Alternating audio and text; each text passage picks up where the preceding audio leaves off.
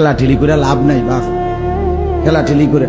সুন্নি ওয়াহাবি, এটা সুন্নি এটাও গালি না, ওয়াহাবি এটাও গালি না, দুটোটাই দোয়া। সুন্নি মানে রাসূলুল্লাহ সাল্লাল্লাহু আলাইহি ওয়াসাল্লামকে অনুসরণকারী, ওয়াহাবি মানে যে আল্লাহ তাআলাকে মহব্বতকারী। ওয়াহাবি মানে আল্লাহওয়ালা, সুন্নি মানে নবীওয়ালা। খালাস, তো একজন মুসলমান আমরা নবীওয়ালাও হওয়া চাই, আল্লাহওয়ালাও হওয়া চাই। কথা বুঝেন না?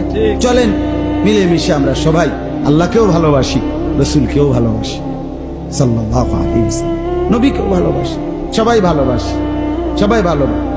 অতএব ধাক্কাধাক্কি করে লাভ, ঠেলাঠেলি করে লাভ, ঠেলাঠেলি করে আগায় না।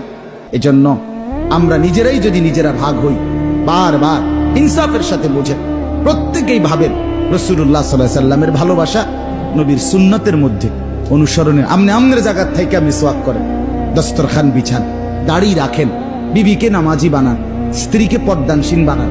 আমনে আমনের ফিরের কাছে থাকতেই আমনের ঘরের থেকে টেলিভিশনের আওয়াজ বন্ধ করেন, কোরআন শরীফ সহি শুদ্ধ করেন, জিকির করেন।